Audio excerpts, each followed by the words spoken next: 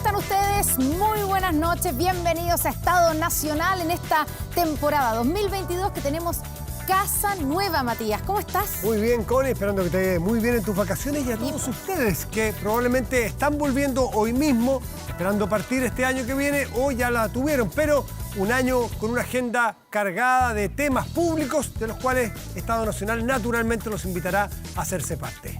Este será el espacio de la conversación de los temas de la convención, el cambio de gobierno, etcétera. Pero como la noticia lo manda, ¿cierto? Estamos preocupados todos de lo que está ocurriendo allá en Ucrania y nuestro compañero Iván Núñez ya ha estado con nosotros en 24 Horas Central y se encuentra en la frontera de Polonia con Ucrania. Iván, muy buenas noches.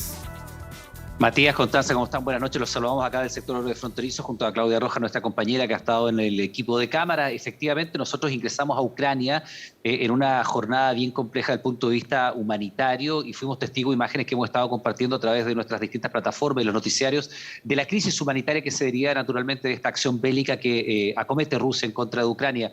Solamente por esta zona donde nosotros nos encontramos han transitado aproximadamente 200.000 personas que vienen huyendo de la guerra, de un total de 360.000 que se estima hace 24 horas habían abandonado ya el país, sin contar los desplazados de manera interna que han ido abandonando distintas ciudades ucranianas, en un conflicto que no hace nada más que escalar. De hecho, el presidente ruso, Vladimir Putin, ha activado de manera preventiva su sistema nuclear y eso nos saca de un escenario donde la guerra en términos convencionales es el único posible. ¿Iván? La gran pregunta es, Matías, ¿hasta cuándo puede escalar este conflicto? Sí, te escucho, por supuesto. Sí, es que es muy interesante los dos temas que tocas, pero para ir por parte, quiero que aprovechar tu testimonio allí de la condición de estos refugiados, porque tú narrabas en el Noticiero Central con la Connie que había 3, 4 grados bajo cero. Sabemos que hombres entre 18 y 60 años no pueden salir, es decir, son niños muchos de ellos. ¿En qué condiciones están viviendo en esa frontera que te toca a ti reportear?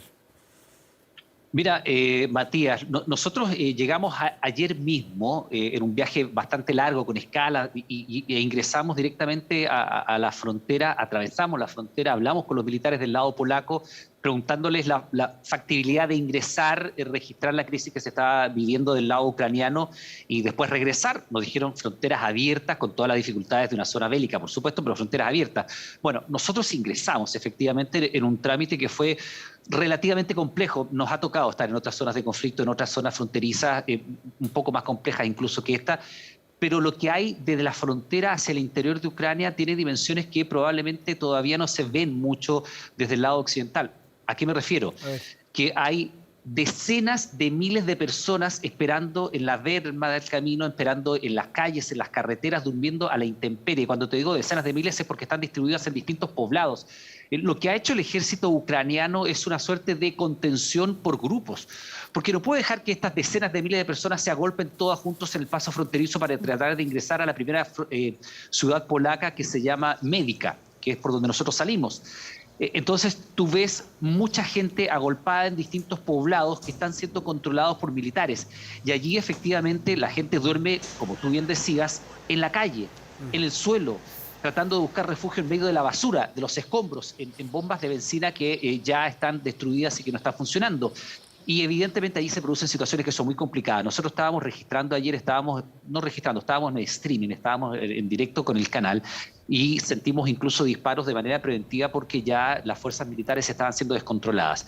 Lo que hemos visto efectivamente es que gente de tu edad o de mi edad, Matías, o gente más joven que nosotros, hombres, no hay. Todos los hombres disponibles entre 18 y 60 años están convocados por el gobierno ucraniano para defender su territorio. Y de esta manera, lo que tú ves como desplazados en las imágenes que nosotros estamos enviando y lo que hemos logrado registrar son personas de la tercera edad. A mí me llamó especialmente la atención ver muchas mujeres solas con sus hijos cargando bolsos, cargando sus maletas, sus bártulos, los coches de las guaguas. Y claro, nosotros estábamos con estas condiciones, lo que nosotros estábamos viendo, algunos de ellos en vehículos particulares, los menos, otros tantos en algunos buses del tipo intercomunal que nosotros conocemos, estos buses para irse de una ciudad a otra, pero la inmensa mayoría caminando decenas de kilómetros con esas condiciones de temperatura que tú señalas, con la incertidumbre de haber dejado atrás al esposo, al padre de familia, a un hermano. No sé, los varones que están en edad de combatir han quedado atrás.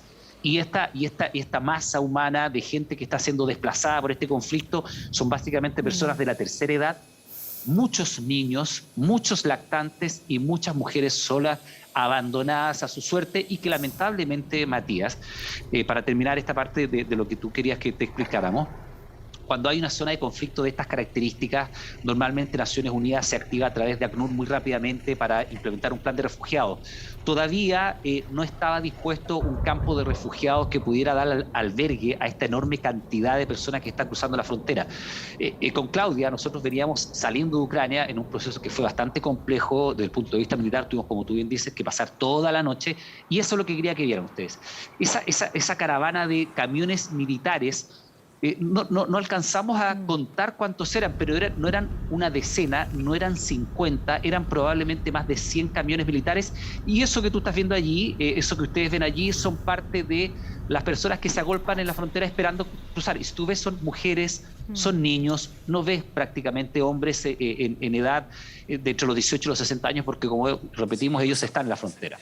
Entonces estos camiones, que eran un centenar de camiones con mí, no eran camiones de transporte de tropas, son camiones de carga militar. Entonces, lo que nosotros esperamos, lo que nosotros creemos que puede estar ocurriendo, es que Polonia, que es el país que ha recibido más refugiados de esta guerra, lo que vaya a hacer es empezar a construir campamentos de refugiados para de alguna manera darle, si tú quieres, algún tipo de albergue a estas personas que vienen huyendo muchos kilómetros en condiciones muy tremendas desde el punto de vista de su afectación física y psicológica, y que requieren de las primeras atenciones médicas, sanitarias. Evidentemente el tema COVID acá pasa a un plano completamente secundario. Sí. Nadie protegido, nadie preocupado de ese tipo de situaciones, por supuesto. Claro, es la parte, la crisis humanitaria, ¿cierto?, que trae una guerra, un conflicto como este, que es la parte más dramática, Iván. Y por eso es tan importante saber cómo avanzan las negociaciones, cuán factible es realmente que mañana, cuando se reúnan los representantes de los gobiernos, mañana, que ya es hoy día, ya, porque la verdad que son como las 4 de la mañana, ¿cierto?, en la zona, lleven a algo, lleguen a puerto, mientras al mismo tiempo que se está tratando de negociar, se anuncia también esta amenaza nuclear por parte de Vladimir Putin. Claro, varios planos en lo que tú señalas, Connie. Primero, a diferencia de otras hostilidades o, si tú quieres, crisis diplomáticas que hemos visto en el pasado reciente, por ejemplo, entre Estados Unidos y Corea del Norte, y con el respeto que nos merecen evidentemente los distintos países, uno entiende que allí hay una suerte de puesta en escena donde se van de alguna manera incrementando y subiendo los niveles de tensión. Pero de fondo uno siempre decía, no, es poco probable que esto desencadene un conflicto bélico, porque efectivamente son dos potencias nucleares. Corea del Norte es probablemente el país más hermético del mundo. Pero en el caso de Rusia, uno siempre intuye que Vladimir Putin está dispuesto a hacer frente y a escalar y ir cumpliendo sus objetivos. Lo hizo en el 2008 con Georgia, lo hizo en el 2014 cuando se anexó la península de Crimea completa, acá también en Ucrania, y lo está haciendo ahora en el 2022. Lo que tú planteas, Connie, como te decía yo, tiene varios planos, porque uno pensaba que probablemente Vladimir Putin iba a tener esta mirada de decir, hay un par de ciudades que tienen una población mayoritariamente ruso-parlante, es decir, desde el punto de vista ruso, ellos ven allí a conciudadanos a los cuales ellos, comillas, protegen, ¿verdad? Son poblaciones donde se ha señalado en el Donbass, donde hay incluso algunas ciudades que tendrían más del 60% de población ruso-parlante. Tampoco sabemos si esa cifra está actualizada y es tan cierta, pero quedémonos con el dato y que fuera así.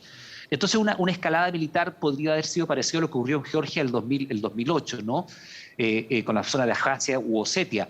Pero acá ha avanzado hasta Kiev y mucho más al norte.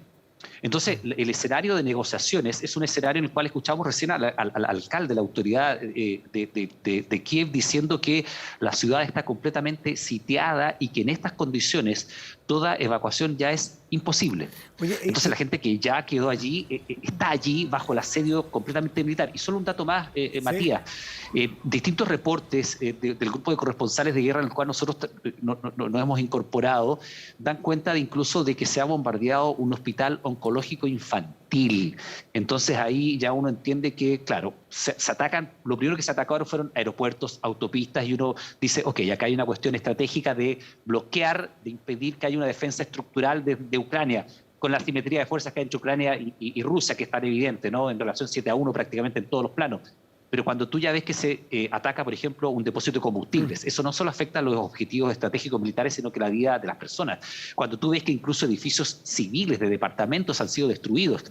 Y ahora último, cuando tú ves que incluso un hospital oncológico infantil ha sido atacado, es que hay un intento de doblegar a este país y que cuando mañana se llena adelante, ya hoy día acá, las negociaciones sean con un copamiento muy grande de Ucrania que ha hecho una resistencia enorme y heroica, pero que efectivamente está en un nivel de asimetría muy importante. Por último, Iván, tú que has tenido posibilidad de conversar con decenas de personas, cientos de personas que provienen de Ucrania, has entrado a Ucrania. ¿Cómo percibes el apoyo de la ciudadanía con su líder político? Porque aquí una cosa es lo que uno lee desde afuera, que puede leer en los diarios internacionales, y otra cosa es lo que te dice una persona conversando en el tú a tú con ellos. ¿Qué perciben de sus líderes los ucranianos? Bueno, lo que nosotros alcanzamos a conversar ayer es un sentimiento patrio muy, muy importante. Hay que hacer esa distinción, si tú quieres. Ucrania, mientras más tú avances hacia el oeste del país, hay una mirada más pro-occidental. Pero cuando tú estás más hacia el lado este, efectivamente hay una mayor convivencia, si tú quieres, con lo que tiene que ver con Rusia y el papel que ha jugado el presidente Zelensky, evidentemente ha sido destacado internacionalmente, un líder que en un momento se vio probablemente con una situación de debilidad frente a Putin, ha hecho una defensa, primero ha logrado que el país se una detrás de su líder, y segundo, al punto que ya hemos visto, incluso si tú quieres en un plano que puede ser muchísimo más secundario, incluso anecdótico, personas de otras áreas de la vida, ¿no? Mucho más allá de la milicia, ciudadanos comunes y corrientes que se han involucrado en la defensa de su país, deportistas que han alzado la voz para ir a defender a su país, personas que vienen de otros mundos, naturalmente han tratado de sumarse a esta defensa con mucho más corazón y voluntad que con otras cosas. Ahora, la pregunta está aquí naturalmente en que si la diplomacia internacional va a ser capaz de contener este ánimo expansionista de Vladimir Putin. Las últimas medidas que ha anunciado la comunidad internacional tienen que ver, habíamos visto ya que se han congelado los activos y las cuentas de algunos personeros cercanos al gobierno de Putin. Incluso se había señalado que se iba a prohibir las acciones comerciales de algunos bancos en Estados Unidos y en Inglaterra. Existe el sistema internacional SWIFT, que se lo explicamos muy brevemente, que consiste básicamente en una plataforma de intercambio que tienen los bancos a nivel internacional para digamos, materializar todas las transacciones comerciales. Y este sistema SWIFT ha sacado de funcionamiento a algunos de los más importantes bancos rusos, es decir, algunos de los más importantes bancos privados rusos hoy día están imposibilitados de intercambiar divisas, por ejemplo. Y allí hay que ver si ese tipo de presiones económicas son capaces de contener el ánimo de Putin de llevar adelante esta invasión a Ucrania. Y lo otro, que tiene que ver con el congelamiento de algunos activos de parte de empresas públicas y privadas rusas, que de acuerdo a las últimas informaciones ascienden a 570.000 millones de euros. Son las últimas medidas de presión económica que Occidente ha implementado anunciado más bien en contra del gobierno de Vladimir Putin, que vamos a ver si efectivamente son capaces o no de detener este avance, Matías, que de momento se ve bastante imparable. ¿Y qué otras medidas vienen hacia adelante de parte de Occidente? Iván Núñez, muchísimas gracias por este despacho, que esté muy bien y seguimos atentos a lo que tú puedas recoger con tu equipo en esa zona de conflicto. Buenas noches, Matías, buenas noches, Constanza, estamos en contacto. Muchas gracias. Adelante, Connie. Y seguimos nosotros aquí en esta parte del programa, porque no solamente tenemos casa nueva, sino que también estructura nueva aquí en Estado Nacional para este 2022. Con esta mesa de conversaciones, Matías volverá en el siguiente bloque del programa con otro grupo de panelistas y nosotros vamos a conversar y a poner el foco en la Convención Constitucional con nuestros panelistas. Los saludamos: Natalia González, directora jurídica de Libertad y de Desarrollo, bienvenida, de la casa también ha estado en Estado Nacional, y Sebastián de Polo, vicepresidente, este sí vicepresidente, pero de Revolución Democrática. Secretario general. Secretario general. Sí, ya me bueno, pero puesto importante. Y ahora sí, vamos a nuestro vicepresidente, nuestro invitado, el vicepresidente de la Convención Constitucional, Gaspar Domínguez. Gaspar, bienvenido, muchas gracias por estar con nosotros. Buenas noches, Connie, buenas noches, Natalia y Sebastián. Bueno, Decíamos que mientras el mundo, ¿cierto?, está con los ojos puestos y ha estado concentrado obviamente en lo que está ocurriendo en Ucrania, aquí en la Convención Constitucional sigue avanzándose el trabajo, tanto en el Pleno como el trabajo en las comisiones. Ya hay artículos que han sido aprobados por el Pleno y que de alguna manera están listos, ¿cierto?, para poder ser parte del borrador de Constitución que vamos a votar en el plebiscito de salida. Así es que siguen avanzándose. Esta semana hubo plenos jueves y viernes, trabajo de las comisiones lunes, martes y miércoles, han trabajado además de sol a sol, podemos decirlo, y avanzan las definiciones y también el debate, las diferentes miradas que hay al interior de la convención en temas tan importantes como sistema de justicia, de gobierno, ¿cierto?, el sistema político. Y quiero partir preguntándote, Gaspar, ¿cómo ves tú, como vicepresidente de la convención, desde esa mirada, cuál es tu mirada del momento que está viviendo la convención?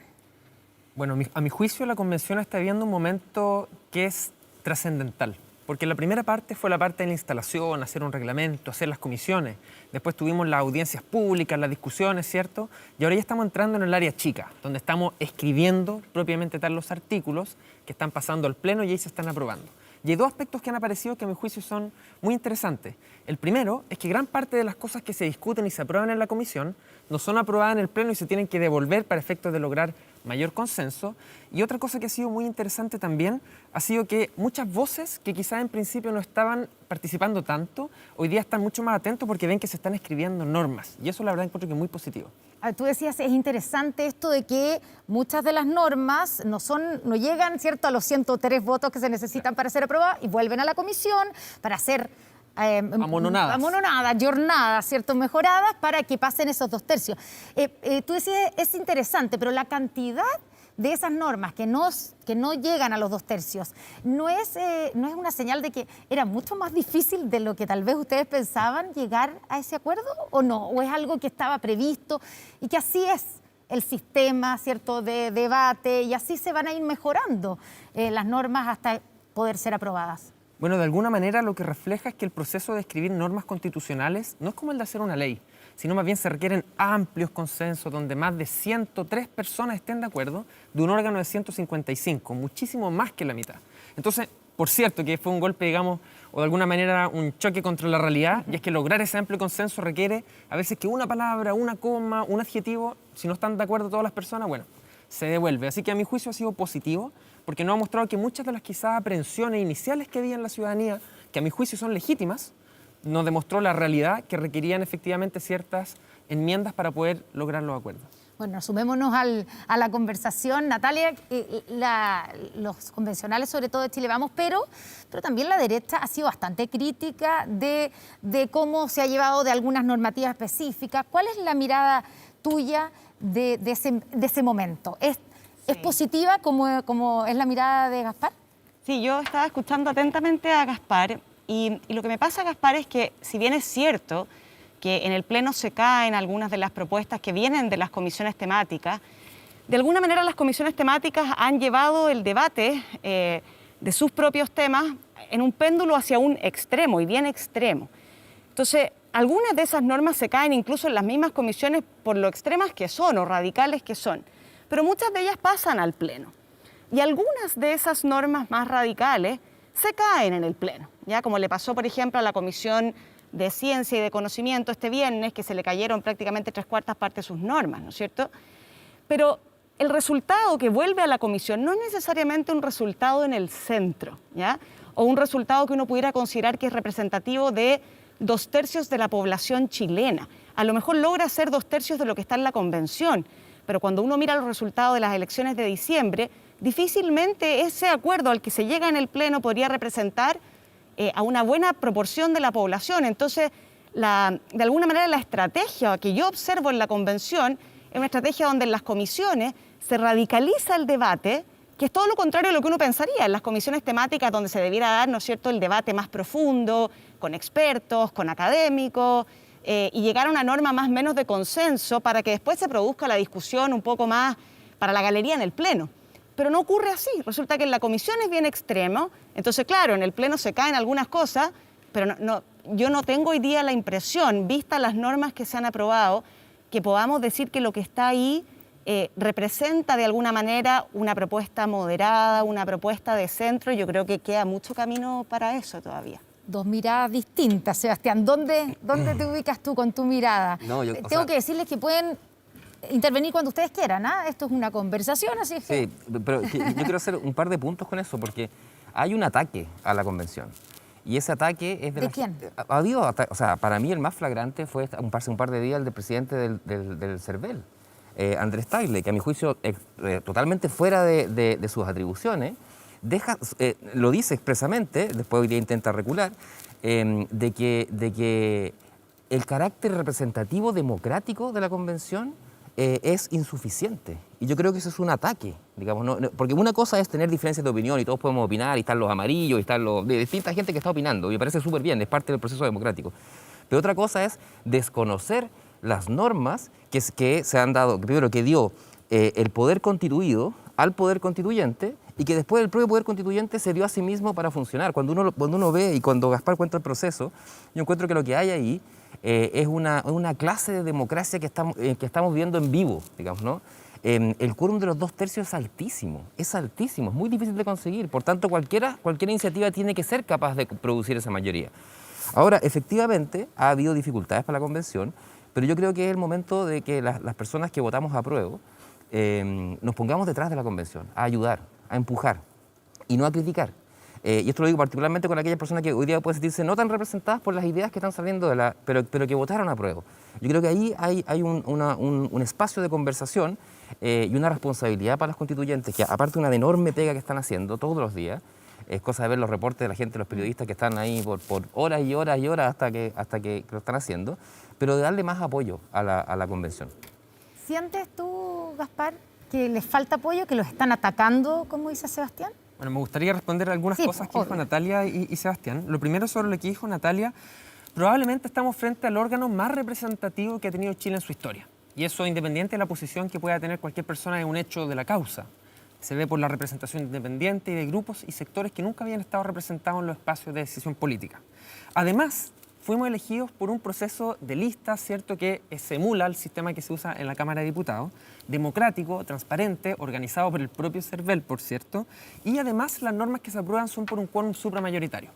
Entonces, perdón, y me gustaría, si Natalia pudiera decirme, tú dijiste que se está de alguna manera actuando como péndulo con normas extremas o radicales. A mí me gustaría precisar cuál. O sea, pongámosle nombre. ¿Qué norma te parece extremo o radical? Porque a mi juicio, la Constitución que nosotros tenemos vigente actualmente, en varios aspectos muy extrema y radical. En varios aspectos, si uno lo lee en términos comparados. Entonces, a mi juicio, estamos escribiendo la Constitución de una manera democrática y a los estándares internacionales en las materias que está regulando. Podríamos entrar a picar en detalle en cada uno, por cierto. Y sobre lo que dice Sebastián, yo recuerdo el 4 de julio cuando nos instalamos, fue trending topic en Twitter, rechazo de salida. Entonces yo me pregunto, si hay un grupo que tiene capacidad de poder levantar un trending topic para ir en contra de un proceso que está recién empezando, es lógico pensar que este mismo grupo va a seguir trabajando durante todo el proceso. Pero nosotros tenemos que seguir avanzando, porque hay mucha esperanza, muchos ojos sobre nosotros, y tenemos que proponerle a los pueblos de Chile un texto constitucional que está a la altura. Entonces, independiente de lo que esté pasando afuera, tenemos que seguir avanzando, y por cierto que comparto lo que dice Sebastián, que no corresponden las expresiones hechas por Andrés Tagle, sin embargo creo que es legítimo que él establezca esta necesidad de avanzar en proporcionalidad, que pasamos del Estado de una forma bicameral, perdón, del binominal a uno proporcional, y por cierto que se puede perfeccionar más, está muy legítimo.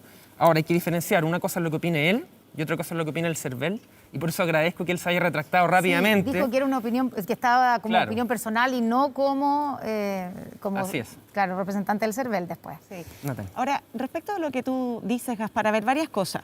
Yo creo que es bastante innegable, sería como negar la realidad, ¿no es cierto?, que hoy día hay 2/3 en la convención sin considerar a ciertos grupos que conforman también la convención.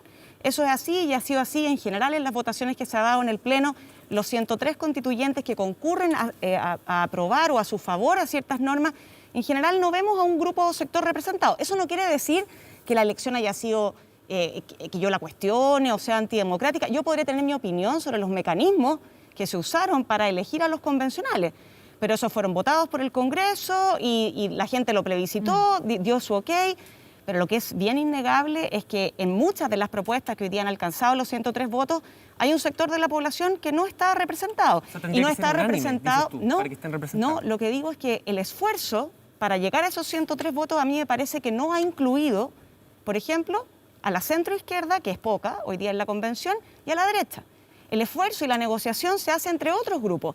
Puede ser legítimo o no, pero lo que no hay que olvidar es que hay un plebiscito de salida, y yo a eso quería ir cuando te decía que hay un 40 o 45% de la población que votó distinto a como votó en la convención, ¿no es cierto?, que votó distinto a fin de año, y uno tiene que apelar, si va a crear una norma con estabilidad, permanencia y representativa, a que esos grupos también se vean representados. Y cuando tú me preguntas qué normas son extremas, a mí me parece que hay varias, Gaspar, Por favor. y que han pasado el Pleno. Mira, por ejemplo, cuando reconocemos, ¿no es cierto?, a Chile como un Estado plurinacional, ¿ya? Cuando reconocemos que hay autonomías no solamente regionales, sino que autonomías indígenas, que van a tener la capacidad para dictarse su propio estatuto, que van a tener autonomía financiera, administrativa y política.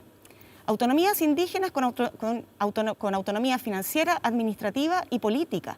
Eso es bien increíble para una nación en la cual la población indígena, que por supuesto es respetable, pero representa entre el 10 y el 12% de la población, 12,9. donde hoy día no es fácil decir qué territorios ocupan. Cuando hablamos de autonomías territoriales indígenas, ¿a qué nos estamos refiriendo? Cuando estamos diciendo y se aprueban las comisiones, y en la Comisión de Derechos Fundamentales y en la Comisión de Medio Ambiente, que se va a requerir el consentimiento previo de los pueblos indígenas cuando hayan normas que los afecten o que afecten los bienes naturales comunes. ¿Por qué? ¿Y por qué no de las personas vulnerables? ¿Y por qué no de los discapacitados? ¿Y por qué no de las mujeres? ¿Por qué se crea un grupo privilegiado, que es un grupo, y lo digo con respeto, 12% de la población me parece que no es un grupo mayoritario de la población chilena? ¿Por qué se le crea un estatuto privilegiado? A mí me parece que eso en una nación como Chile es una norma extrema. Ya, cuando hecho el decimos, punto, por ejemplo, es que la libertad de expresión, para es que que hay un montón de sumemos, ejemplos. sí, vamos, pero de a poco, Entonces, porque pero Estamos en uno, solamente para ¿cierto? puntualizarle a Realidad. Gaspar que no es que yo hable en el aire, sino que hay normas que de verdad preocupan porque uno va creando ciertos ambientes en la nación separatistas. Y eso es peligroso. Yo creo que hay que aquilatar un poco qué es lo que estamos diseñando. Sebastián de Polo, no sé si quieres apuntar a ese mismo, al tema del Estado regional, al tema de lo que la Natalia sostiene, que hay una especie como de privilegio, aclamadora, digamos. Y que lo permea todo, porque el Poder a los- Judicial, el Congreso, todo a tiene los escaños pueblos reservados, originarios. todo hay igualdad. ¿Te quieres de hacer justicia. cargo de eso? Sí, yo creo que, mira, hay que ponerse las razones del proceso constituyente en el que estamos. O sea, el proceso constituyente es una salida institucional a un conflicto, a un estallido social muy fuerte que lo que hizo, y yo creo que eso es, o sea, cuando uno no vuelve a las causas, es muy difícil como ver por qué tenemos las consecuencias que hoy día tenemos. Por ejemplo, una es que la Constitución del 80 era muy difícil de transformar, era muy difícil de cambiar, ¿no? Una de sus características es que era, le llamaban pétrea, ¿no? O semipétrea, o sea, como de muy difícil cambio. Hoy día lo que yo entiendo que está pasando es que la Constitución que va a salir hasta ahora, y ojo con esto, faltan muchísimas semanas de muchísimo trabajo, pero la Constitución que va a salir es una Constitución como nunca antes se ha hecho en Chile, por un órgano especializado, deliberado, electo, con representación de distintas personas, pero que además se está haciendo cargo de las demandas que llevaron al estallido.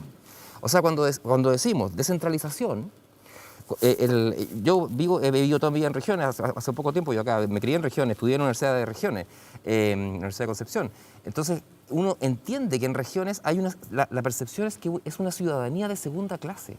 Entonces, lo que hay ahora es una mayoría que intenta un Estado regional porque lo que necesita es como descentralizar el poder. Entonces, claro, para los que estaban más cómodos en el orden anterior es extremo. Pero para los que estábamos incómodos en el orden anterior es una corrección, a mi juicio, o se está corrigiendo algunos aspectos que eran brutalmente extremos de la Pero Constitución. tú te fuiste al tema del Estado regional.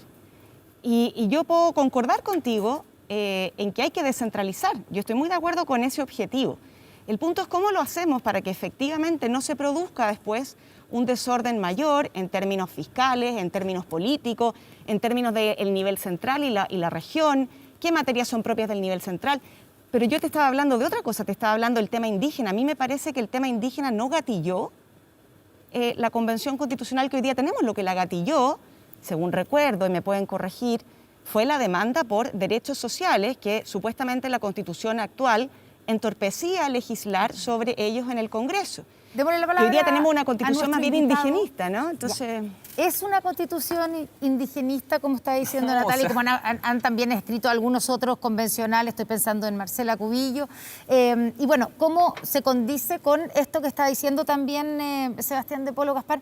Sí. ¿Cómo te haces cargo tú desde la convención? Bueno, que hay dos cuestiones, una que decía Sebastián, otra que decía Natalia. Lo primero, yo quiero decir derechamente, este proceso constituyente es un proceso democrático de discusión que está abierto. Esto es como un puzzle. Y cuando tú das vuelta a las piezas de un puzzle en una mesa y empiezas a armarlo, es francamente absurdo, por decir de alguna manera, que uno diga, oye, pero no pongáis la primera pieza ahí. Y estamos en esa etapa. Estamos en la etapa de discutir los aspectos generales. Entonces, por ejemplo, no es fácil delimitar los territorios de las comunidades indígenas, dice Natalia. Por cierto que no, y nadie ha normado eso. Hemos hablado de la plurinacionalidad como principio. Y tú que tienes conocimiento en derecho sabes mejor que nosotros que en derecho primero están los principios, que es la parte que estamos hablando ahora, y posteriormente vamos a entrar en el detalle de las acciones, que todavía no han sido discutidos.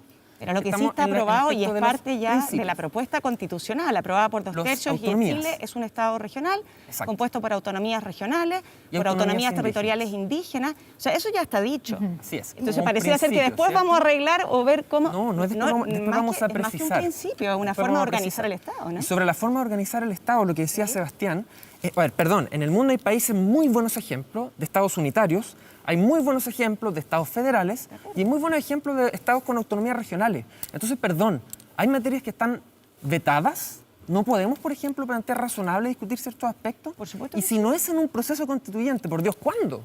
Y a mí me parece Ya, que pero el nadie se ha modelo hecho cargo de que lo- de estamos mi escribiendo punto. por el Se momento, fueron al que es Estado un regional. modelo de Estado regional que considera autonomías regionales y autonomía indígena en principio como modelo, que será precisado posteriormente, porque no está precisado actualmente en los alcances en detalle.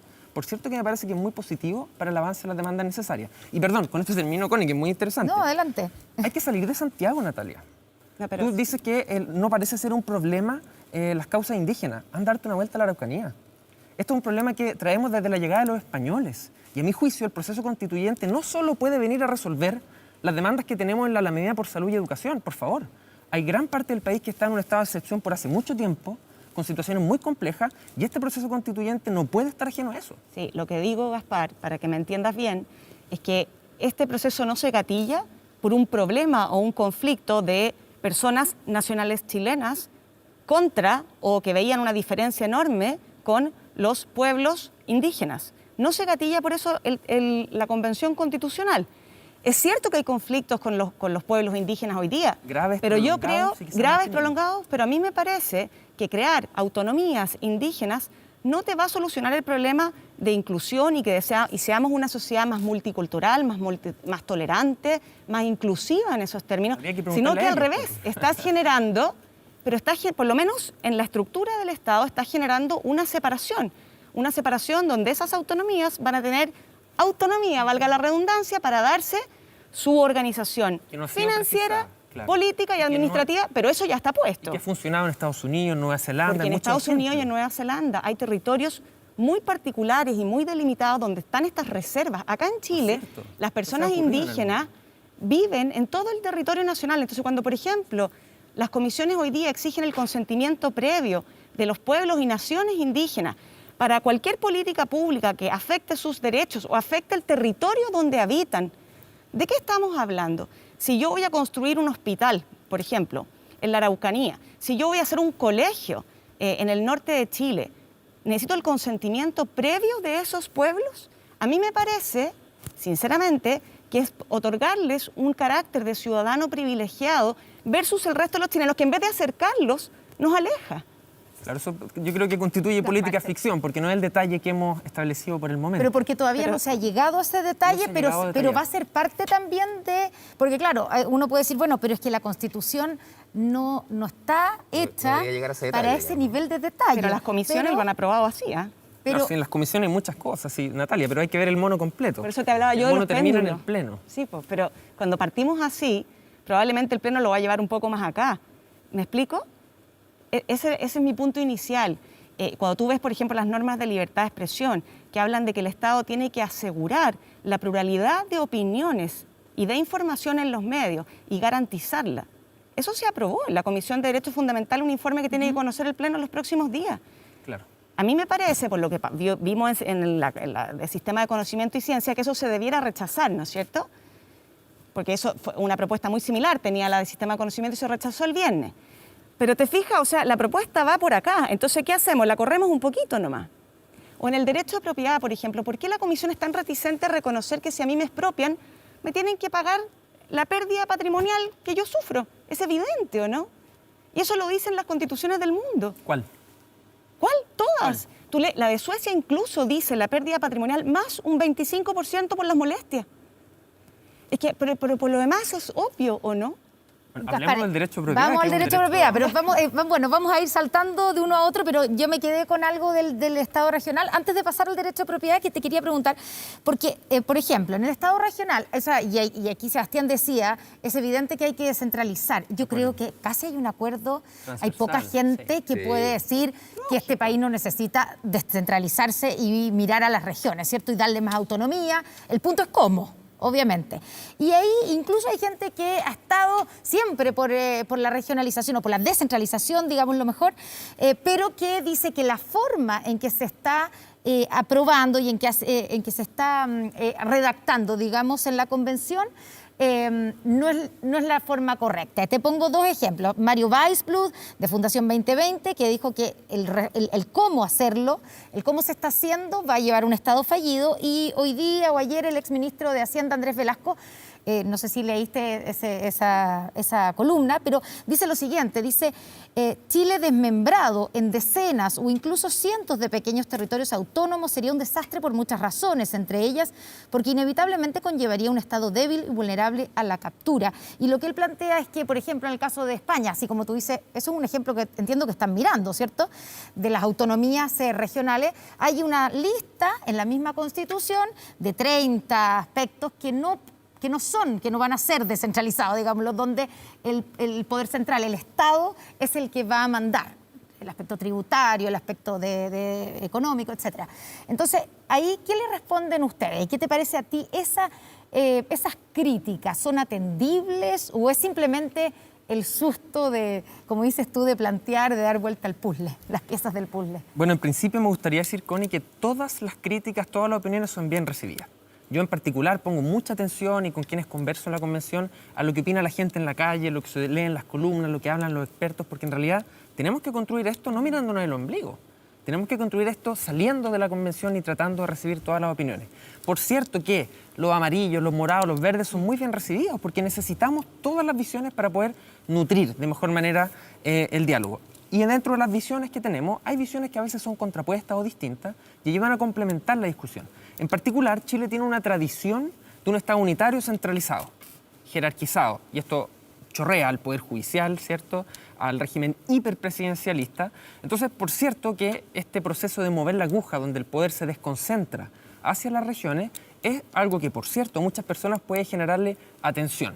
Y en este sentido, hemos avanzado en las autonomías regionales, ¿cierto?, para poder dotar de mayor poder a las regiones, a las comunas, y estamos, como dije recién, diseñando el puzzle. Hay algunos aspectos, por ejemplo, legislaciones regionales que se rechazó en el Pleno. Sí. Bueno, volvió a la comisión y aparentemente no va a volver de la misma manera. Y hay aspectos que en una discusión de buena fe estamos construyendo.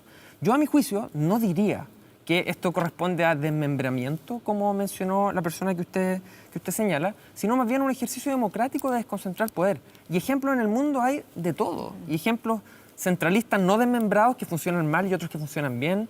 Ejemplos de estados federales que funcionan mal, que funcionan bien. Y creo que este es el momento para tener esa discusión y siempre acordándonos también de la tradición que ha tenido Chile hacia atrás. Porque yo comparto que no es buena aquí la teoría del péndulo. Tenemos que mirar los estándares internacionales, los ejemplos internacionales y construir de buena fe un mecanismo que nos permita mejorar. Sebastián, tú en el tema del Estado regional, ¿a ti te parece que digamos que está bien planteado? Sí, o sea, es mejorable. Siempre son mejorables las cosas porque la pregunta es que yo encuentro que el proceso que estamos viendo hoy día, que estamos siendo testigos de un proceso inédito y hay que seguirlo en su justa medida, digamos, ¿no? Comisiones llegan a propuestas por mayorías simples, sí, ¿no? Es decir, por mayorías... esas mayorías simples llegan al Pleno que necesita 2/3. Entonces hay un proceso natural de sumar acuerdos. Claro. Porque si aquí somos... De moderación, dicen algunos, de moderar lo que está pasando, acuerdos. Lo que se decía en las comisiones. La regla supramayoritaria es una regla compleja.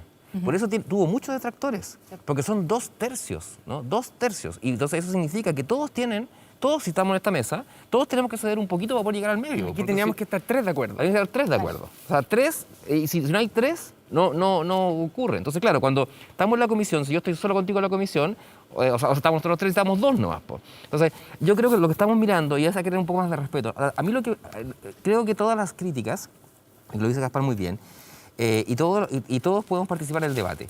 A mí lo que siento que a veces hay es un dejo de elitismo en la crítica. Es como gente que ha tenido poder público en el modelo anterior y que se siente excluida de esta conversación, como que viene a tirar el mantel. Por eso yo digo, ojo con eso, porque una cosa es efectivamente recibir. Yo conozco al profesor Mario Weissbluth, somos colegas en Ingeniería Industrial de Chile, y no estoy de acuerdo con su planteamiento, pero sé que lo hace de buena fe. A mí lo que me gusta cuando se pasa un poco de revolución y dice, bueno, entonces yo no rechazo, digamos, ¿no?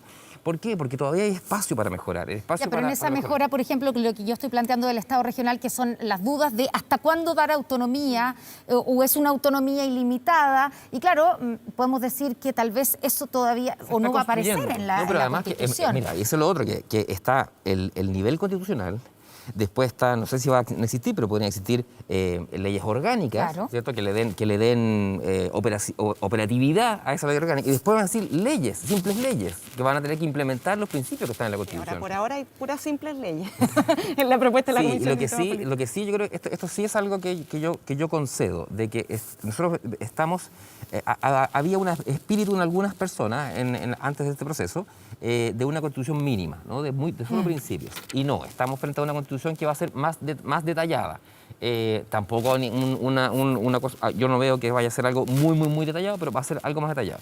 Y eso va a generar un nuevo orden constitucional. Entonces yo creo que estamos en la emergencia de un nuevo ciclo político, no solamente por la convención, también por el gobierno que se inicia, también por muchas cosas que están pasando en el país, porque venimos saliendo de una pandemia terrible y de un estallido social que nos mostró el descontento de mucha gente. Entonces, yo lo digo además como generación, no generación política de mi generación, sino que como generación de chilenos y chilenas, estamos en la oportunidad de construir un futuro diferente. Y eso lo estamos haciendo, a mi juicio, de una manera institucional, democrática, con representación que nunca antes había y con personas que no participaban del debate político. Y eso creo que es un valor, va a ser un valor histórico. Connie, yo creo que lo que dice Sebastián es cierto. Yo creo que el proceso es valioso. Y el que tengan la capacidad de participar personas que no habían sido antes partícipes del debate público, por cierto, que es un elemento muy rescatable. Sí, mi único punto es que yo creo que los ciudadanos, y yo espero que de verdad el producto que salga de la Convención Constitucional sea un producto que convoque, en el que todos más o menos nos sintamos identificados, en que sintamos que da espacio a las democracias futuras y a los distintos gobiernos y congresos que vengan, ¿no es cierto? Pero una cosa es el valor del proceso, pero otra cosa es confundir el proceso con el resultado. Y que por el valor del proceso entonces tengamos que sí o sine qua non estar de acuerdo con el resultado. Y yo creo que las críticas que se han levantado de buena fe, todas, a mí no me parece que haya gente de izquierda de buena fe y de derecha de mala fe. No, a mí me parece que la gente que levanta críticas, como por ejemplo que los estados regionales tengan una armonía con el Estado nacional, que haya un respeto por el Estado de Derecho nacional, que no tengamos estatutos distintos por cada región y que entonces las personas arbitren en qué región se ubican, ¿no es cierto?, sino que haya por lo menos algunos comunes por región, ¿no es cierto?, más allá de sus particularidades propias, y cuestiones de ese tipo. Pero a mí me parece que hoy día, lamentablemente, buena parte de la Convención lee esas críticas o estos comentarios que se hacen además también de la experiencia chilena. Cuando Andrés Velasco en esa columna dice hay que aprender, por ejemplo, por qué llegamos a la iniciativa exclusiva del presidente. Y esto que hoy día las regiones pudiesen tener, que se limó en la comisión el sábado. Y eso es cierto lo que tú dices. Iniciativa tributaria, eso el sábado se corrigió. Sí, ¿ya? No está. Sí tiene autonomía fiscal, que no sabemos qué significa. Hablando de críticas. Pero entonces también aprender de nuestras tradiciones. Y la gente que habla no lo hace de mala fe. Dice, hay procesos, llegamos a Chile, al Chile de hoy por algunas razones. Y Y hay razones muy rescatables y otras que hay que corregir, pero las rescatables, rescatémoslas. No, por cierto. Gaspar, hablando de las críticas, ¿qué responde a quienes de alguna manera dicen que hay aquí un interés por refundar el país? El propio presidente Sebastián Piñera, hoy día en una entrevista en El Mercurio, dijo que le preocupaba el afán refundacional de la convención y dice que, claro, que Chile tiene una historia que no comienza con la convención constituyente y finalmente dice no tiene ningún sentido apoyar o aprobar una mala constitución. ¿Qué le respondes? Bueno, yo estoy de acuerdo con que debemos esperar a tener un resultado escrito para poder mirarlo y definir si nos gusta o no y si lo aprobamos o no, por cierto. Y por eso me parece tan absurdo y deshonesto intelectualmente llamar a rechazar algo que no está escrito. Para empezar, digamos. Como llamar a aprobarlo. Por cierto, tenemos que mirar el resultado. Segundo, es lógico que nunca vamos a tener un texto que nos guste 100% a todos. Tampoco me va a gustar a mí ni a nadie. Porque cuando tú pides pizza en tu casa y son 5 hermanos, a nadie le van a gustar todos los ingredientes de la pizza. Hay que ponerse de acuerdo, pero si de los 5 hermanos le gusta 4, uno considera que hay amplio consenso. Y de esa manera está construida la lógica de la Convención Constitucional, con que 2/3 estén de acuerdo. Y eso, de alguna manera, nos garantiza que el acuerdo debe ser amplio, porque si no, no va a estar en la Constitución. Ahora, quiero hacerme cargo de 2 cosas fundamentales que tienen que ver justamente con lo que me preguntaste y con lo que dijo aquí nuestro comentarista, no sé, ¿cierto? Primero, sobre la autonomía fiscal. ¿A qué corresponde? Dijo Natalia. Bueno, la autonomía fiscal, la descentralización fiscal, tiene que ver con cómo gastamos y recibimos plata, para que la gente en la casa también pueda verlo. Y de alguna manera Chile, por ejemplo, hoy día está penúltimo en la OCDE de los países con gasto subnacional más bajo. Es decir, de cada 100 lucas que gastamos en la región de los lagos, 18 lucas decidimos en mi región en qué se gastan y el resto en la moneda deciden en qué la gastan. A ti no 120. Por cierto. Y el promedio de la OCDE está entre el 30 y 35% y hay países como Dinamarca que se escapan del 60% hacia arriba. Entonces, por ejemplo, eso es autonomía fiscal. Que en la región decidamos en qué gastar la plata. Para llegar, por ejemplo, desde Pichicolo a Yacara, la barcaza se da una vuelta grande y nosotros de la región sabemos que es mejor que la barcaza llegue a Pollo. ¿Y se van a autogenerar los recursos? Una rampa en Pollo para que llegue ahí la barcaza y esas cuestiones no las saben en Teatino, las sabemos en la región. Por eso es importante que así como los países de la OCDE, nosotros aumentemos la autonomía de gasto. Y esa cuestión no es una cosa que se nos ocurra a nosotros, pasa en gran parte del mundo desarrollado y por eso nos sirve mirar a los otros países en la OCDE, por ejemplo. Y sobre rescatar lo bueno, y ahí quería hablar de lo que quedó dando bote recién, de la propiedad privada. Hay un núcleo que tiene que ver con la propiedad privada que viene desde la Constitución, digamos, desde los primeros proyectos constitucionales, ¿cierto?, del siglo XIX, que se mantuvieron en la Constitución del 25, y en el año 80 se incorporaron algunas novedades, podríamos decir, en términos de constitución en derecho de propiedad. Como, por ejemplo, poder reclamar a un juez en el caso que tú no estés de acuerdo con la expropiación, con el monto, o que además se te pague anticipado, ¿sí? Y eso en la propuesta... que han llamado maximalista de alguna manera, en la Constitución actual. Exactamente, y eso en la propuesta que salió ahora de la Comisión de Derechos Fundamentales, que aún no ha sido sometida al Pleno, se incorporó también poder acudir a un tribunal en caso que no estés de acuerdo con el monto que se te asignó por la expropiación, y además que dice que la toma de posesión material tendrá lugar previo al pago total de la indemnización. O sea, incluso estas cuestiones que de alguna manera son con el tejo pasado, más de lo que ocurre en gran parte del mundo desarrollado en las constituciones, porque, perdón, busquen el comparador de constituciones. Yo leí todas las constituciones de Europa y de América Latina en materia de propiedad y creo que la propuesta que salió ahora de la Comisión de Derechos Fundamentales está al estándar de la Constitución del 80, que ya tenía el tejo pasado, no retrocedimos, y mucho más por sobre la mayoría de las constituciones del mundo. Pero, Gaspar, ¿te puedo decir algo? Entonces, y te lo digo de buena no fe, y yo creo que es una preocupación no solamente de la ciudadanía, de las personas, todos, hay gente que tiene su casa propia, que le interesa saber el día de mañana cuando le pase la autopista o la carretera por el lado, cómo le van a expropiar su casa, ¿no es cierto?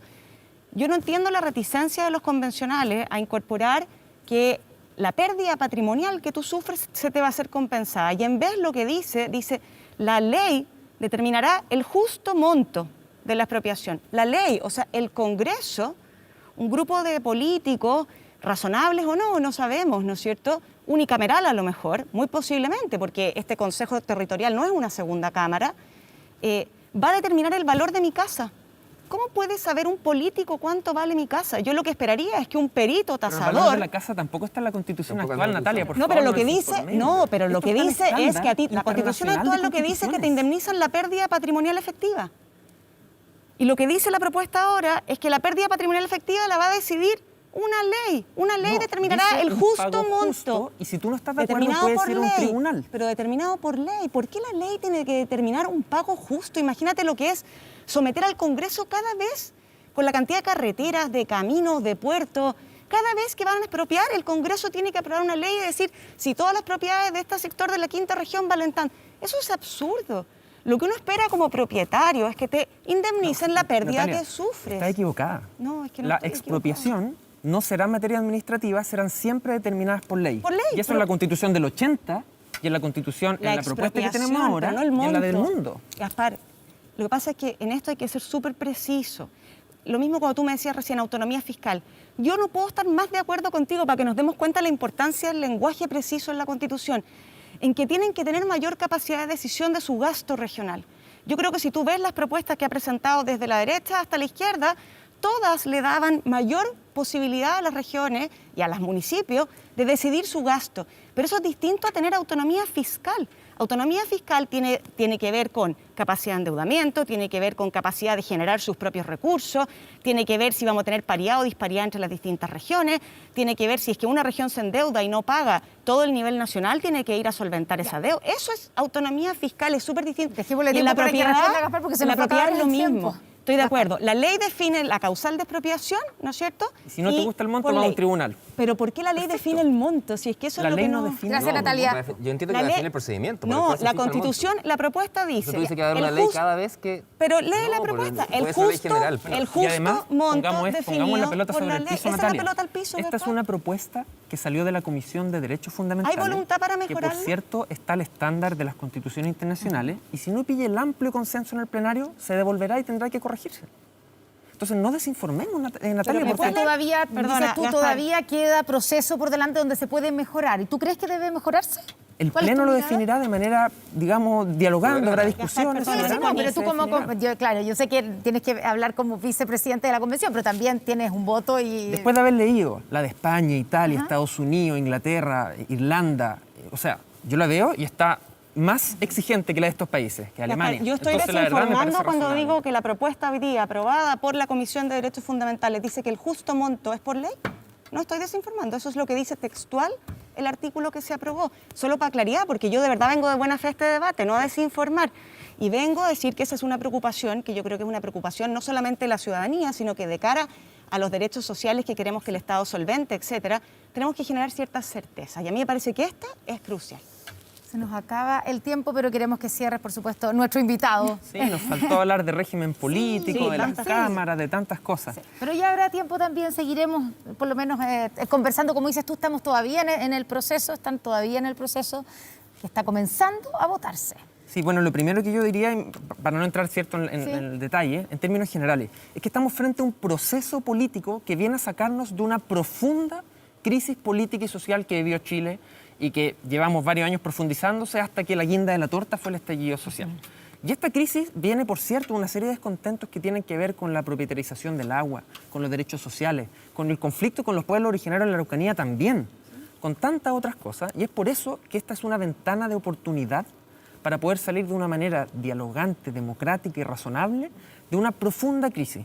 Y yo entiendo legítimo que hayan personas que, de alguna manera, no estén de acuerdo con una idea, no estén de acuerdo con otra, ¿cierto? Es legítimo, es razonable. Pero aquí tenemos que cuidar el proceso.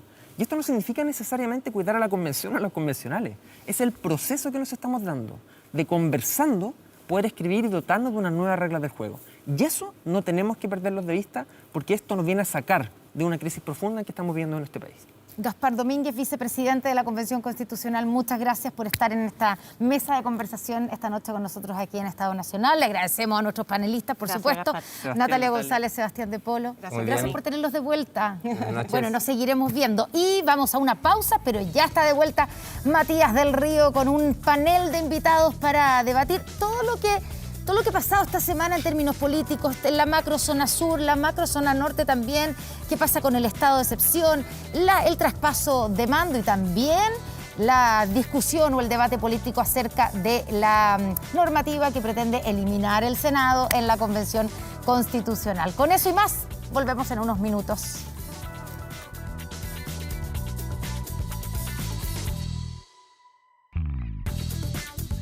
RexMás es el mejor software de remuneraciones de Chile y el más completo, porque RexMás también te ayuda con tareas como asistencia, firma digital, automatización o portal del colaborador, entre otras. ¿Qué esperas? Conoce más en rexmas.com.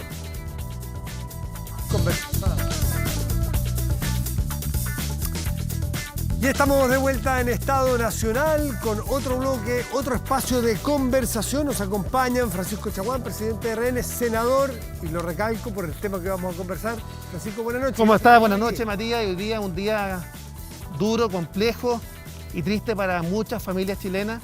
Hace 12 años tuvimos un tremendo terremoto y maremoto en la zona, prácticamente en todo el país, con la pérdida de más de 500 personas que perdieron sus vidas, así que un abrazo grande a todos aquellos que muy atinado partieron en recuerdo esta para fecha. esas familias que lo sufrieron tan de cerca.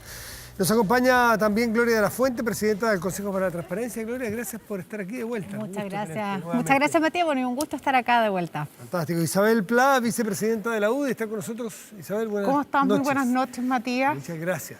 ¿Todo bien? Y nos acompaña un senador electo, Daniel Núñez del Partido Comunista. Daniel, buenas noches, gracias por estar aquí. Buenas noches, Matías, un gusto saludar también a Francisco, a Gloria, a ¿Cómo Isabel. están? Y vamos a agarrar la posta de lo que estaba conversando Connie con sus invitados y sus panelistas respecto de normas que en la convención hay algunas que ya pasaron el filtro de los 2/3, otras que todavía no se discuten, que están en los agregados que se le están haciendo, no es así, y en las discusiones que vienen mañana, pasado, etc. Y una de esas es una modificación, un acuerdo que se llegó a la izquierda y a la centroizquierda, a la Comisión de Sistemas Políticos de la Convención, para reemplazar al Senado de la República por un Consejo Territorial. Daniel Núñez hizo campaña, y lo recuerdo en alguno de los programas, con esto... Con la consigna del Congreso Unicameral. Decirle, bueno, y ahora que es senador, en campaña decía que estaba en contra del Senado siendo candidato a senador. A ver cómo lo toma Daniel esta discusión que se está dando y cómo se afronta en el evento de que esto se apruebe definitivamente. Bueno, lo primero, Matías, que yo efectivamente hice campaña con la idea, y soy un convencido que el mejor sistema legislativo que puede tener Chile es un sistema de Congreso unicameral. Y esto no es una mirada ni extremista ni algo que sea normal. Los países nórdicos, Finlandia, Noruega, tienen Congreso unicameral. Grecia, Portugal, Corea del Sur, por lo tanto, esto no es una anomalía en los sistemas democráticos, por favor, o sea, pongamos las cosas en su justa medida, porque yo he escuchado realmente barbaridades que se han dicho a partir de querer tener un Congreso unicameral.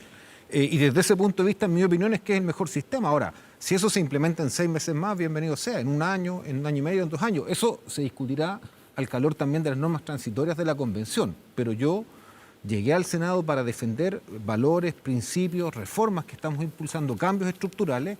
Y me parece a mí que vamos a estar ahí el tiempo que dure el Senado. Yo saludo el proceso que está yendo la Convención y yo espero que se confirme esta idea del Congreso unicameral y me parece que es una innovación muy interesante. Yo no la conocía, la escuché en los medios de prensa, lo del Consejo Territorial. El argumento matriz, porque habrá mucho, sí, claro, a tu juicio, que justificaría este cambio y la disolución o el fin del Senado después de todos los 200 años y más de república que tenemos.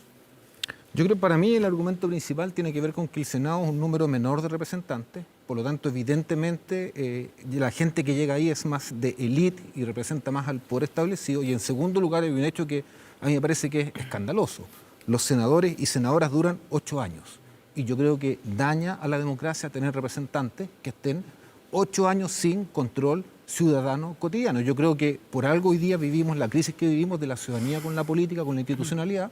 Y desde ese punto de vista, un Congreso unicameral en que todos sus representantes y todas duran 4 años, creo que va mucho más a tono con la exigencia de la ciudadanía de tener control sobre su autoridad y sobre sus representantes. Ese es tu argumento central, habrá otros probablemente. Hay otros más, yo creo que es profundamente oligárquica la estructura senatorial en todos los países del mundo, particularmente en Chile. Francisco Chaguán está en ese cuerpo republicano y me imagino que le interesa debatir. Sí, primero señalar que yo no estoy defendiendo ningún tipo de interés. Yo termino mi periodo parlamentario, además no puedo ir a la reelección, justamente porque presentamos un proyecto de ley del límite a la reelección indefinida de los diputados, senadores, alcaldes, concejales y core, que finalmente después de 9 años pudo ser aprobado. Pero algunos creen, Matías, que el país comenzó con ellos o que la República es algo reciente. No, quiero decirles que el Senado de la República tiene una tradición republicana que nació el 10 de noviembre del año 1812 y que ciertamente ha sido fundamental en la vida republicana y democrática del país. Y yo te quiero señalar lo siguiente. Primero, el sentido del bicameralismo es que la Cámara de Diputadas y Diputados representa al territorio y el Senado representa a las regiones. No hay ningún otro espacio de representación política donde todas y cada una de las regiones estén mejor representadas. Segundo tema que yo diría es vital. El sistema bicameral es un freno y contrapeso al gobierno de turno. Los sistemas unicamerales, con tristes experiencias en Perú o en Venezuela, finalmente han generado sistemas de caudillo. Y hemos visto efectivamente, aunque ciertamente hay razones técnicas, más bien yo diría que la representación del territorio es fundamental. Y lo tercero, señalar que el Senado ha sido un punto de moderación, de generar perspectiva de políticas públicas de largo plazo, justamente porque no están sometidas a la contingencia del gobierno de turno y son capaces de generar perspectivas y políticas públicas de largo plazo. Por eso es tan importante que en el sistema político tengamos una Cámara que efectivamente salte un periodo legislativo. De lo contrario, podríamos arriesgarnos a que el populismo o el caudillismo, en virtud de una elección donde el presidente tenga efectivamente la mayoría de la Cámara, finalmente no tenga peso ni contrapeso. Y finalmente, perdón. Sí, es que me parece muy grave lo que tú estás diciendo, Francisco, porque estás alterando las reglas, de la democracia. O sea, eso es lo que yo no puedo entender. Si las reglas de la democracia es que se constituyen mayorías, y las mayorías son soberanas, de ahí viene el concepto de soberanía, tienen derecho a decidir. Por lo tanto, ¿qué tiene de caudillesco, qué tiene de antidemocrático que si un gobierno X, sea del color político que sea, o de independientes, tiene mayoría en un Congreso unicameral, pueda ejercer esa mayoría? Yo lo encuentro que es la esencia de la democracia. Entonces, yo no puedo entender por qué es sano para la democracia que tengamos representantes que al durar 8 años impidan que una mayoría se pueda expresar. Y cuando tú dices que este es el caso de Venezuela, que es el caso de Perú, claro, pero también te faltó decir que es el caso de Dinamarca, el caso de Finlandia, el caso de Noruega, el caso de Grecia, de Portugal, de Corea del Sur, que no son ningunos regímenes ni caudillescos, ni autoritarios, ni donde después falta democracia. A diferencia de lo que piensa Daniel, que había que clausurar el Senado, básicamente después del resultado electoral, que permitió efectivamente por primera vez con un sistema de representación proporcional tener un Senado empatado, que es un, sin lugar a dudas, es un hito que nos va a permitir asegurar certezas jurídicas, asegurar moderación, asegurar hay que respetar lo que votó la gente, efectivamente peso y contrapeso. Ladies quieren hablar. Ladies quieren opinar. Garantía para tener mejores leyes. Sí. Isabel. Oye, primero yo creo que especialmente respecto a este tema esta semana, creo es un punto ineludible en el debate que esta semana quedó claro que ya no es solamente la derecha la que está haciendo puntos respecto a lo que se está aprobando en la convención, porque esta semana entró con mucha fuerza, especialmente el Partido Socialista, la presidenta del Senado, respecto de este tema en particular. O sea, ya se acabó el pretexto de que la derecha quiere cuidar sus privilegios y por eso se opone a la convención. Y ese es un punto ineludible, especialmente en esta materia. Segundo lugar, yo creo que Daniel ha sincerado algo, porque él lo que ha dicho es: nosotros defendemos un sistema unicameral. Con esa frase, Daniel lo que está diciendo es que efectivamente el Consejo Territorial que se está proponiendo para, entre comillas, reemplazar el Senado, es lo que dijo el senador electo Castro, que va a ser tu colega y tu colega dentro de algunas semanas. Es un asesinato, el Consejo Territorial es un asesinato encubierto del Senado. Nosotros creemos que efectivamente terminar con el bicameralismo en Chile y terminar con el Senado, modificarlo es otra cosa, y efectivamente yo creo que necesita modificaciones, es un profundo error que va a debilitar la democracia. Y lo va a hacer porque las democracias sólidas, yo también creo que la democracia se constituye con mayorías, Daniel, pero ¿sabes lo que pasa? Que las democracias sólidas tienen también contrapesos que le dan estabilidad al país y estabilidad a las decisiones que se toman. Yo te pongo un caso. Ahora, dentro de algunos días, se va a inaugurar un gobierno de izquierda. En algunos años más puede haber un gobierno de derecha, y de una derecha diferente a la que conocemos, diferente a Renovación Nacional y diferente a la UDI, a lo mejor con otras ideas. yo me imagino un sistema con una sola Cámara, en que además de haberse ganado el gobierno, ese presidente o presidenta gana la Cámara de Diputados y tiene 4 años para hacer exactamente lo que quiera. A lo mejor algunos... Yo creo que hay una discusión. O sea, yo creo que es válido. Es una discusión que es importante. No, es que no, perdona. Yo termino con esto. No, es que no es válido porque es que justamente por eso las democracias más consolidadas son bicamerales. Por eso son bicamerales, porque también tienen instrumentos que le permiten, ¿verdad?, a los países y a las democracias tener contrapesos del poder. Gracias. Y eso lejos de debilitar la democracia y la soberanía popular, lo que hace es fortalecerle y darle garantías también a la ciudadanía. Yo tengo la impresión de que aquí hay que valorar el debate primero. O sea, yo creo que mucho se había discutido sobre los 2 tercios, la relevancia que esto tenía o no. Yo creo que lo que hemos ido viendo, a propósito de la necesidad de tener quórum alto, es que se impone cierta sensatez ahí donde creo que a veces la discusión se torna algo compleja. Y lo que vemos ahora son un montón de fotos, en el fondo, que a la larga debieran tener un buen resultado. En este caso en particular, después de que se discutió esto, que se aprobó la alternativa unicameral, tenemos hoy en día la alternativa que se ha ido llamando como un bicameralismo asimétrico, es decir, con 2, en el fondo con una Cámara principal, que es la Cámara de Diputados, y esta segunda Cámara, que sería este Consejo Territorial. Yo creo que lo que hay que poner, y el acento que hay que poner en la discusión que viene en los próximos meses, y probablemente después que termine la convención, si se aprueba efectivamente el texto constitucional en el próximo tiempo, es, primero, cómo efectivamente un sistema de estas características garantiza algo que yo creo que es fundamental, que exista contrapeso al Poder Ejecutivo, sea quien sea que tenga el Poder Ejecutivo. ¿Cómo se garantiza un sistema electoral? Te agrego algo. Y una salida también para gobiernos que no van a tener a lo mejor mayorías en esa Cámara. Sí. Una salida que le permita desbloquear proyectos de ley, darle una segunda discusión. Y entender también la lógica que esto tiene. En la práctica, una de las discusiones que hay, por ejemplo, a propósito de la Asamblea Territorial, tiene que ver con darle más poder a las regiones, una aspiración legítima en Chile hace mucho tiempo. ¿Es este el mejor mecanismo? No, yo creo que esas son las preguntas que es relevante. Gloria, dame Francisco, Francisco. Son las atribuciones en el fondo que por lo tanto deberían tener. Quería solo una cosa adicional. Daniel, yo creo que tiene un punto y un muy buen punto respecto a esta idea de tener contrapeso y la necesidad de que la ciudadanía pueda auscultar al poder. Tenemos muchos instrumentos para discutir con eso, lo digo también desde lo que me toca a mí desde el punto de vista institucional. Hay mecanismos desde el punto de vista de la norma de probidad, desde el punto de vista de la transparencia, que debieran hacer garante también la rendición de cuentas de la autoridad.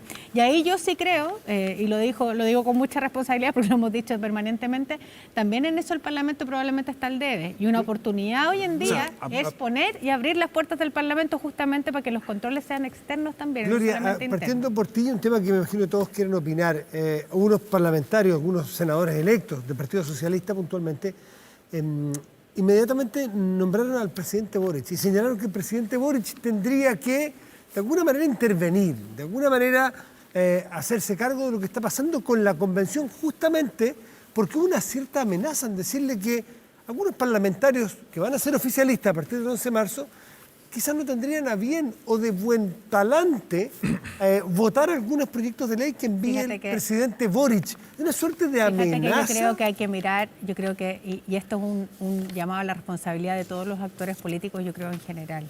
Hay que mirar este proceso, no en la coyuntura de lo que viene ahora. Este proceso, si se logra aprobar un nuevo texto constitucional, probablemente las leyes habilitantes para que esto ocurra no le va a tocar o le va a tocar a muy pocos que estén en el ejercicio del poder. Entonces creo que hay que mirar esta discusión en el largo plazo y pensar, por lo tanto, que nada se va a implementar de un día para otro. ¿Daniel? Disculpa, Matías, sí, pero mira, yo creo que también es importante tener presente que en el Partido Socialista no hay una sola opinión, porque los convencionales socialistas votaron a favor del Congreso unicameral y de este órgano de Consejo Territorial, e incluso en la democracia cristiana, la postura oficial, ojo con esto, oficial de la democracia cristiana, acordada en su congreso programático cuando presidía el partido Soledad Alvear, es de un congreso unicameral. Eso está escrito en la definición del congreso programático de la democracia cristiana. Por lo tanto, cuando a mí me dicen que esta de tener un congreso unicameral es propio de los populismos, de los que queremos que no haya contrapeso, de la izquierda que quiere pasar por encima de la democracia, yo les quiero recordar eso, documento oficial defendido públicamente por Soledad Alvear. Ahora, ellos tienen un matiz y podemos discutirlo, y dicen, claro, pero esto se da en un régimen que no es presidencial. El desafío ahí yo creo es el diseño institucional, porque yo creo que, insisto, inmediatamente Yo creo que estamos viendo permanentemente una seguidilla de fotos y no vemos el proceso. Una discusión de estas características va a implicar necesariamente tener una discusión institucional sobre dónde están los contrapesos y probablemente también una redefinición de las funciones que tiene hoy en día la Cámara de Diputados, así como la conocemos. Entonces, creo que el desafío institucional es... ¿Debe intervenir el presidente Boric, dado la suerte de amenaza que hacen algunos senadores socialistas? Antes de eso, yo creo que es absolutamente necesario, Daniel. Tú ahora vas a ser un senador de regiones. Tú vivías en la región metropolitana, te vas a tener que representar a una región que vas a tener que representarla en el Parlamento. ¿Cómo y dónde en la institucionalidad de nuestro país la región de Valparaíso, que hoy día eligió 5 senadores, va a poder hacer frente a la concentración de la población que hoy día se encuentra en la región metropolitana, que es concentración del poder político, económico, social en una región? Entonces, hoy día tenemos la posibilidad en el Senado de establecer también un contrapeso a la concentración del poder en la región metropolitana. Entonces, esta ha sido parte de un diseño que en un minuto en el sistema binominal era idéntica a la representación. Yo era partidario de cambiar el sistema de representación de elección del binominal a un sistema de representación proporcional. De hecho, mi proyecto fue el primero en ser presentado en esta naturaleza, y yo creo que esta es la única instancia en que la región de Valparaíso, o la región de Coquimbo, o la región de Aysén tiene fuerza para ser escuchada con potencia en el Parlamento. Doctor Francisco, pero en el Senado lo que se escucha son los poderes fácticos que hay en Chile, ¿no? Las regiones no son las que están opinando en el Senado, por favor. Es que, por favor, o sea, digamos las cosas como son. Son los poderes fácticos los que mandan en Chile. La ley de poder, la oligarquía chilena, es la que ha usado el Senado para frenar cambios democráticos. No, y si no, veamos lo que ha pasado Daniel, en los últimos a mí años me con gustaba proyectos de ley mucho emblemáticos. a mí me Isabel, gustaba para mucho cambiar el luego tono de de la tema. conversación hasta ahora, pero ya cuando estamos en los eslogans de las oligarquías, en fin, yo creo que aquí ninguno de nosotros pertenece a ninguna oligarquía, yo por lo menos te lo puedo asegurar que no. No, yo tampoco, y compadre. valoro profundamente el Senado y la Cámara. ¿Ustedes descalifican los argumentos que no, uno no da? los descalifico. O sea, en Chile no existe la oligarquía, Daniel, no existió el que son latifundio, argumentos no existieron equivocados. los súper ricos, no existieron los multimillonarios, los que tienen poder económico o poder político, no Nietos de existió migrantes. Soquimich, En el caso que nuestro, mandaba y nietos de financió la migrantes. política en Chile, ¿Sabes lo que llegó pasa? a casos de corrupción. No existió Corpesca. Senador electo. Corpesca Este es un programa en donde que debatimos con corrompió a un argumentos. senador. Eso no existió, son inventos míos. En donde nos escuchamos primero y no nos interrumpimos y debatimos con argumentos y no con eslogan ni caricatura, porque es un programa en el que nos está mirando mucha gente y quiere escucharnos a nosotros, que entendemos un poquitito más y nos gusta más. Tú sí. No, yo no lo he descalificado. Yo le planteo que su opinión es diferente a la opinión mía y que me parece que es una opinión basada en caricaturas y no en fundamentos respecto a los cuales estamos conversando. Yo quiero plantear una cosa. A mí me gustó lo que dijo la Gloria. Gloria dijo... yo creo que esto ha abierto un debate. O sea, primero, un debate. Pero lo que nosotros estamos viendo en la convención es que no hay espacio para el debate. Es que muchas veces, ¿verdad?, estas propuestas vienen ya de alguna manera cocinadas, ¿verdad?, a través de un Zoom entre los convencionales que piensan igual, negociadas y planteadas. O sea, no hay espacio para el debate. Está bien, tienen los votos. Oye, tienen los votos para hacerlo. Yo no estoy desconociendo las facultades que tiene la convención para plantear estos temas y para aprobar cosas que, por supuesto, normas, ¿verdad?, que van a tener unas consecuencias gigantescas y por muchos años. Lo segundo que dijo la Gloria, este es un proceso que no se va a agotar dentro de un año con el plebiscito de salida, sino que tiene consecuencias largas. Pero esperemos un segundito. Yo creo que el presidente Boric tiene no solamente tal vez un deber político en cuanto él representa a una mayoría que es dominante en la convención, sino que también tiene una oportunidad. Es importante recordar que él fue prácticamente el único líder de ese mundo frente amplista, ¿verdad?, que estuvo dispuesto a respaldar el acuerdo con su firma aquella madrugada del, 19 de noviembre, y por lo tanto también él tiene una misión, y yo quiero creer lo que él planteó hace 2 años, en plena campaña del plebiscito, que él prefería las constituciones que tuvieran mínimos comunes, constituciones que tuvieran contrapesos, y no la constitución que estamos viendo. Pero por eso creo que es interesante el debate que se ha dado, porque esta alternativa del bicameralismo asimétrico es en rigor la alternativa a esa propuesta original que no tenía todos los consensos, porque no nos olvidemos que para poder aprobar cualquier norma en la convención necesitamos 2/3. El bicameralismo asimétrico, que habrá que aprobar institucionalmente cómo se diseña, porque no es una cosa fácil de resolver y probablemente va a requerir una legislación posterior, pero es la alternativa a aquello que se ha aprobado. Finalmente lo que se ha generado son procesos de deliberación que han ido imponiendo una cierta mirada, tratando de buscar grandes consensos. Yo creo que cambiar de tema, porque hace unos días, de manera inédita, trabajó el Congreso para aprobar por novena ocasión, esta excepción constitucional para la macrozona sur de nuestro país. Pero el 11 de marzo hay cambio de gobierno y el gobierno ha sido bastante claro, el gobierno, o al menos la ministra de Interior futura, en que el presidente Boric no es partidario de gobernar con una de estas regiones, la región de la macrozona sur, que son 4 provincias en 2 regiones, bajo este estado de excepción. Francisco Chaguán, ¿cómo puede enfrentarse el tema que se está enfrentando allí de la forma en que el gobierno del presidente Boric quiere hacerlo? ¿Le parece o qué le parece esta posición a priori del gobierno? Bueno, nosotros nos reunimos con el presidente Boric y le pedimos que recapacitara. Que recapacitara primero porque el estado de excepción constitucional ha sido un aporte para los efectos de asegurar que todos y cada uno de los vecinos de la región de la Araucanía, la macrozona sur, comunidades mapuches y no mapuches, tengan derecho a vivir tranquilos. Y quiero decirlo por qué. Porque el 81% de la ciudadanía se pronunció en una consulta en noviembre pasado, donde el gobernador regional, junto con los alcaldes, pidieron que los ciudadanos se pronunciaran.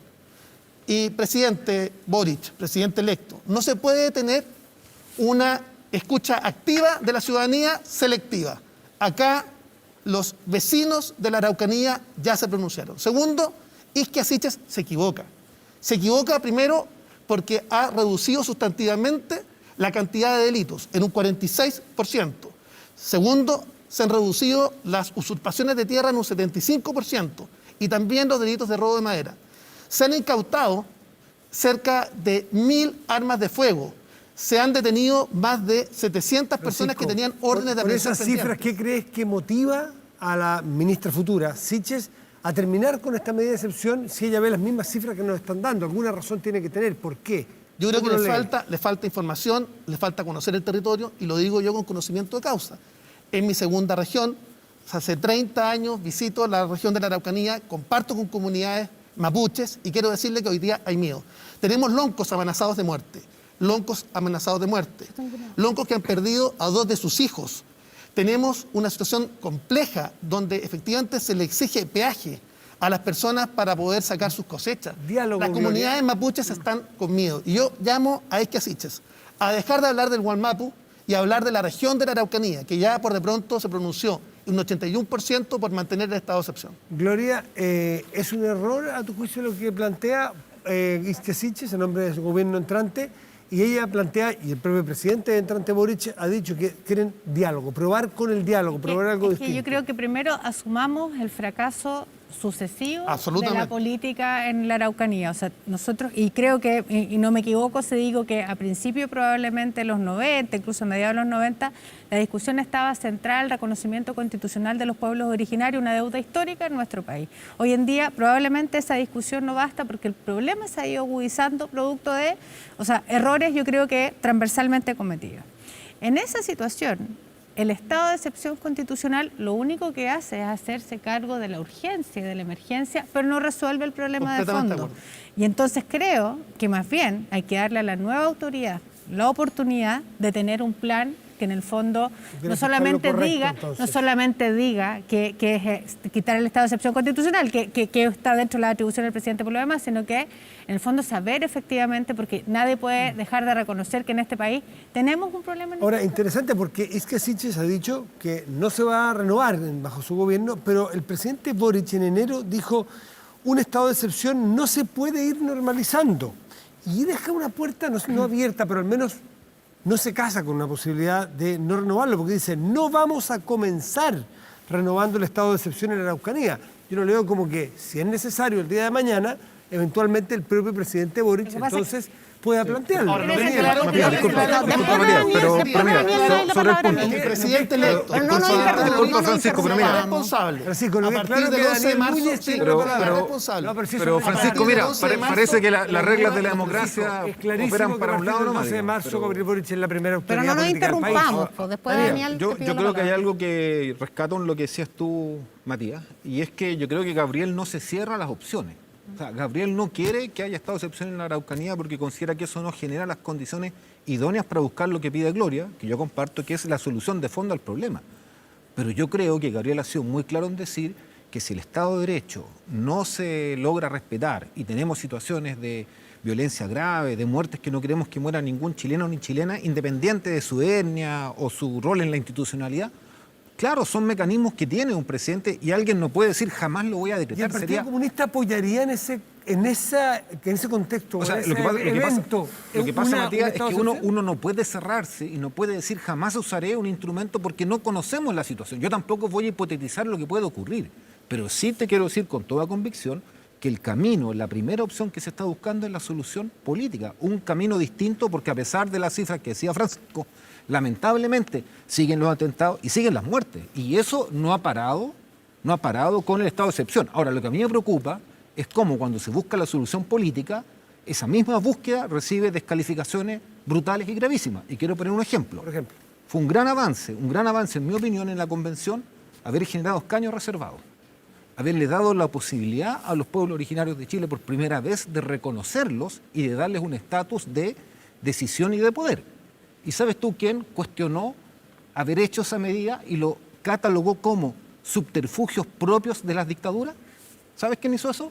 En el diario El Mercurio, hace 2 días atrás, el presidente del CERVEL, Andrés Tagle.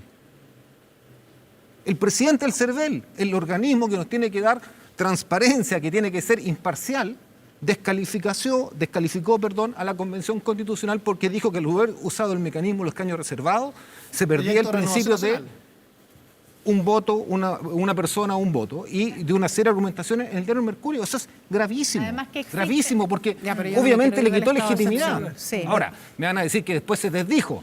Bien a media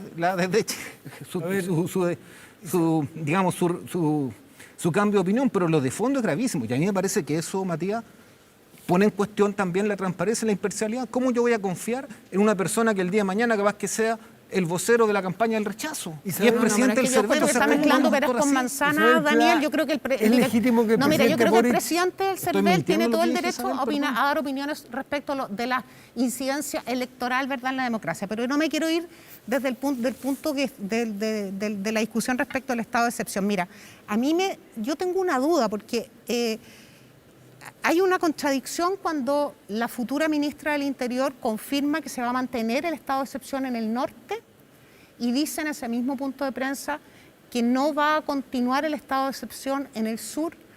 Y no tengo explicación para esa discriminación cuando ambas zonas enfrentan situaciones críticas que ameritan instrumentos especiales para restituir el orden y también para garantizar el Estado de Derecho. No tengo la explicación de por qué se mantiene en el norte y por qué no se mantiene en el sur. Uno podría decir que la explicación es ideológica, ¿verdad? Que hay una cercanía a lo mejor con ciertas reivindicaciones. Lo segundo es que yo de verdad que les deseo éxito en esta nueva estrategia de diálogo. Todos queremos que tenga éxito esta nueva estrategia que van a experimentar, como dijo la ministra Ísquez, por Chile, especialmente por la región. Pero nosotros pensamos que es una estrategia equivocada porque yo no sé cómo se puede dialogar bajo fuego. Y también me parece que hay una posición un poco ingenua, por decirlo de una manera muy respetuosa, cuando se confirma que se va a dialogar y el mismo día la CAM dice que le notifica al futuro gobierno que no va a cesar la violencia, sino que se va a endurecer. Entonces, hay algunas contradicciones por alguna parte, por qué se mantiene el estado de excepción en el norte, por qué se suspende en el sur. Y en segundo lugar, yo quiero decirle que todos los partidos políticos de Chile Vamos le deseamos éxito al presidente Boric y a la ministra Ísquez en el control de la violencia y en la seguridad. Ísquez y en el control de la violencia en la Araucanía, no solo por su gobierno, sino porque cada uno de las mujeres y los hombres que viven en esa región que tienen el derecho de vivir en paz y el Estado tiene la obligación de garantizarlo. Matías, Isabel Pla, Daniel Núñez, Matías, Francisco Chaguán. El Estado tiene una deuda pendiente con los pueblos originarios y espero que haya la oportunidad que los proyectos que hemos presentado de reconocimiento constitucional, de reconocimiento de las lenguas de los pueblos originarios con lenguas oficiales, de las costumbres de los pueblos originarios que están presentadas en el Parlamento, vamos a una pausa y volvemos. Se tramiten. ¿Volvemos?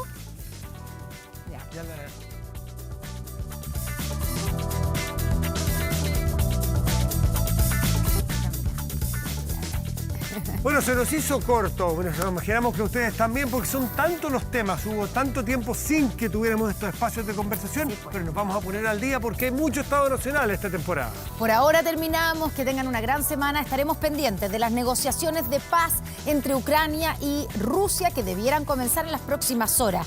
También en lo que sigue en la convención, Muchas ¿cierto? votaciones de los artículos y algunos que no aprobaron y volvieron a comisión.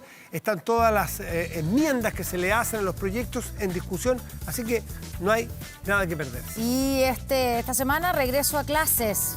Empiezan los escolares. De todo eso y más tendremos que conversar en 7 días más en Estado Nacional, Matías. Muy buenas noches, Connie. Muy buenas noches a ustedes y gracias por venir. Chao. Y que tengan una gran semana. Chao, gracias.